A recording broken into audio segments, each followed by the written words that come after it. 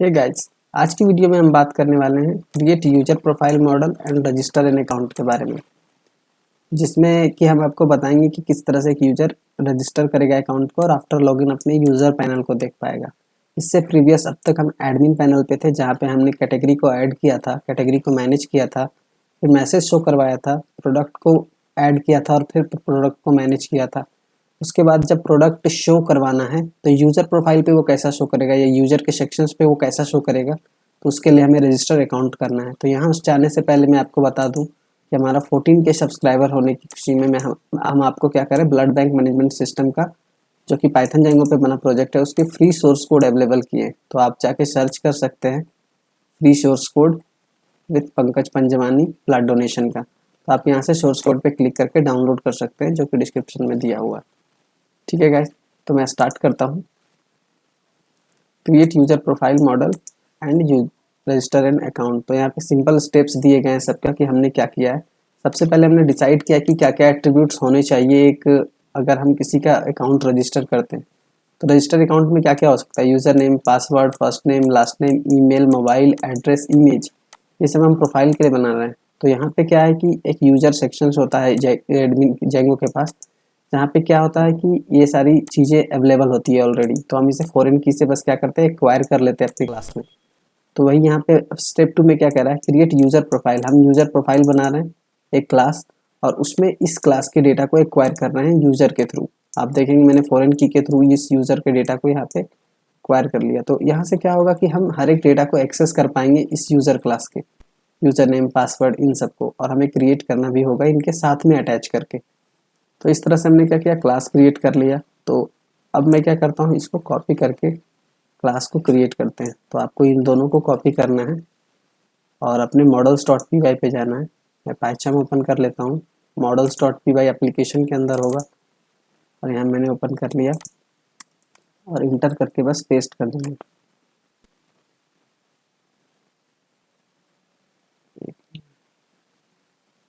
हाँ ठीक है, ये पेस्ट हो गया।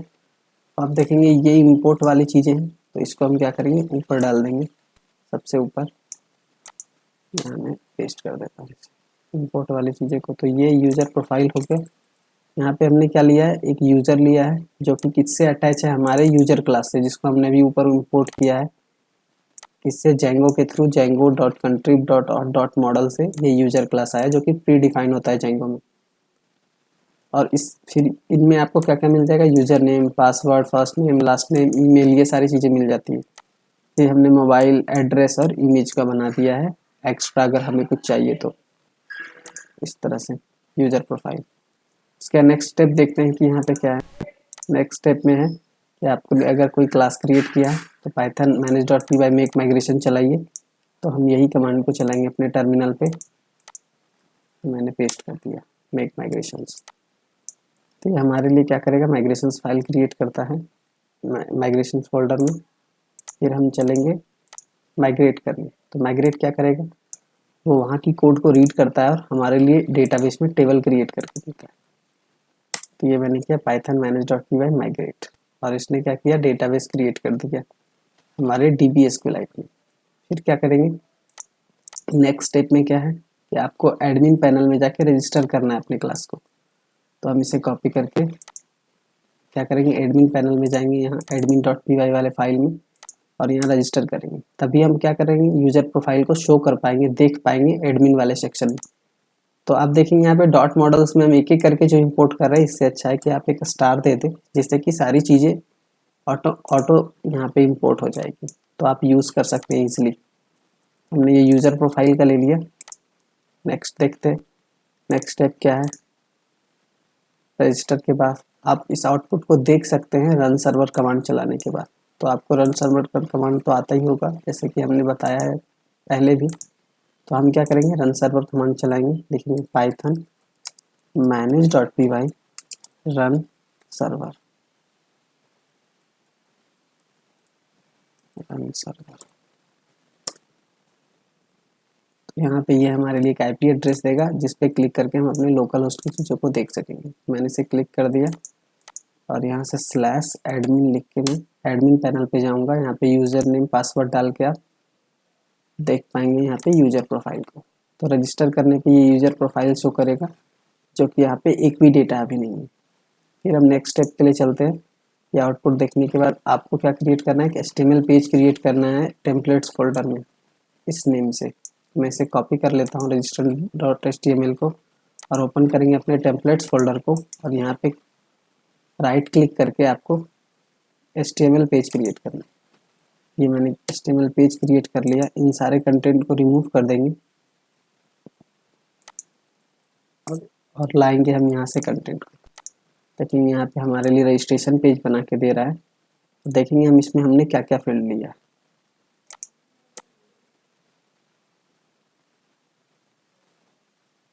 तो हमने यहाँ से कॉपी कर लिया और यहाँ पे पेस्ट करके को बताते हैं कि हमने क्या क्या फील्ड लिया है और उसका क्या यूज़ है। हमने यहाँ पे एक स्क्रिप्ट के लिए टैग लगाया है, जहाँ से जावा स्क्रिप्ट का एक फंक्शन लिखा है जो कि चेक पासवर्ड को चेक करता है कि पासवर्ड कंफर्म पासवर्ड और जो हमारा जो हम पासवर्ड डाल रहे हैं दोनों पासवर्ड मैच कर रहा है या नहीं, पासवर्ड और कंफर्म पासवर्ड। अगर मैच करता है तो ये रिटर्न ट्रू ट्रू रिटर्न करता है, अगर मैच नहीं करता तो फॉल्स रिटर्न करता है। देख सकते हैं यहाँ पे नॉट इक्वल टू है तो फॉल्स रिटर्न कर रहा है, और अगर मैच कर गया तो वो ट्रू रिटर्न करेगा, तो वो आगे की स्टेप करने देगा, अदरवाइज वो इनवैलिड कंफर्म पासवर्ड बताएगा। ठीक है, तो यहाँ देखेंगे हमने क्या किया, एक फॉर्म टाइप बनाया जहाँ पे मेथड पोस्ट है, इसका एक नेम दे दिया हमने साइन अप। ऑन सबमिट करने पे ये क्या करता है, जाता है वही चेक पास को चेक करने के लिए कि पहले वो वैलिडेट करता है कि हमारा पासवर्ड और कंफर्म पासवर्ड मैच कर रहा है या नहीं।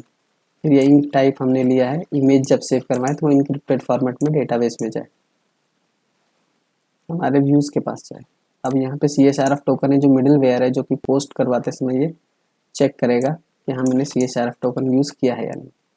फिर हमारा जो पहला यहाँ पे देखेंगे आप फील्ड है वो फर्स्ट नेम का है, जहाँ पे टाइप टेक्स्ट है, एफ नेम है। यहाँ पे हमने रिजेक्ट्स का थोड़ा सा यूज़ कर लिया है पैटर्न की, पैटर्न कैसा होना चाहिए फर्स्ट नेम का, उसी तरह से हमारा लास्ट नेम है।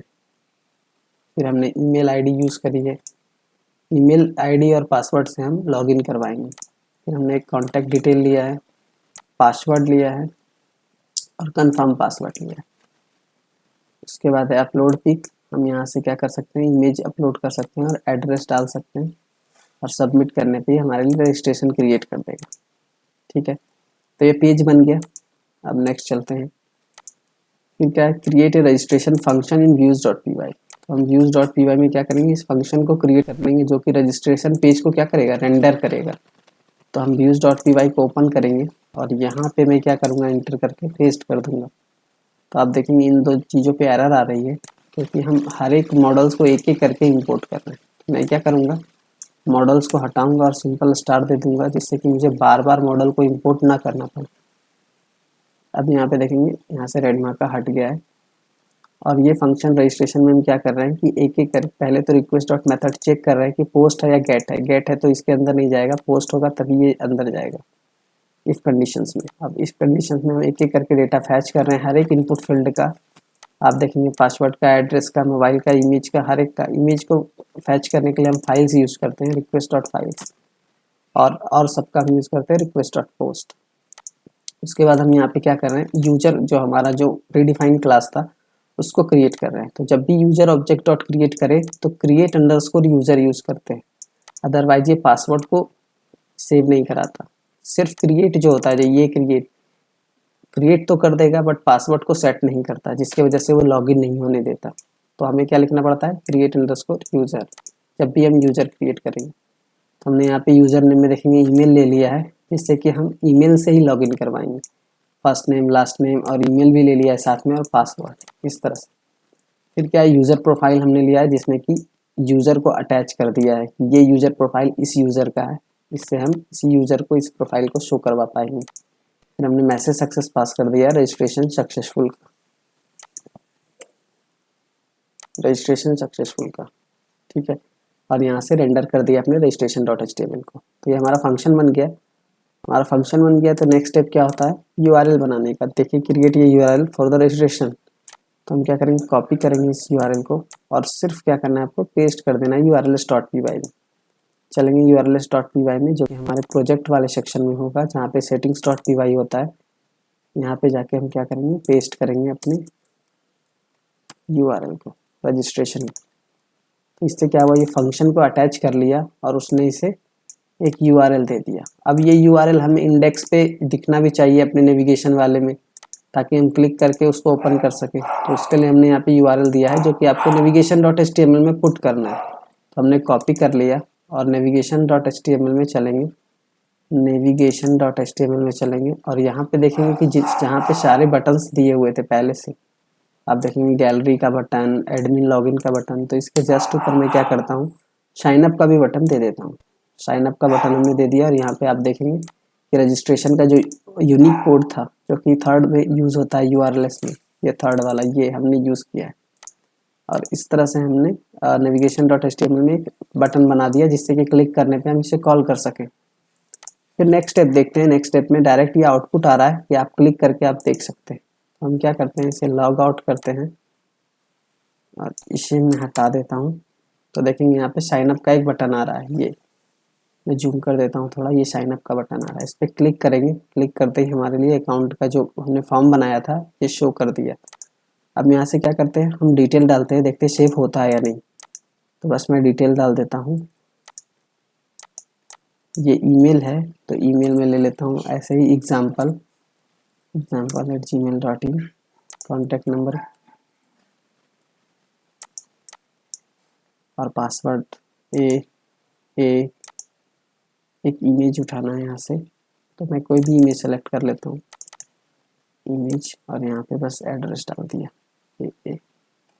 और हम सबमिट करेंगे। अभी मैसेज नहीं आएगा क्योंकि हम मैसेज भी आ गया रजिस्ट्रेशन सक्सेसफुल का।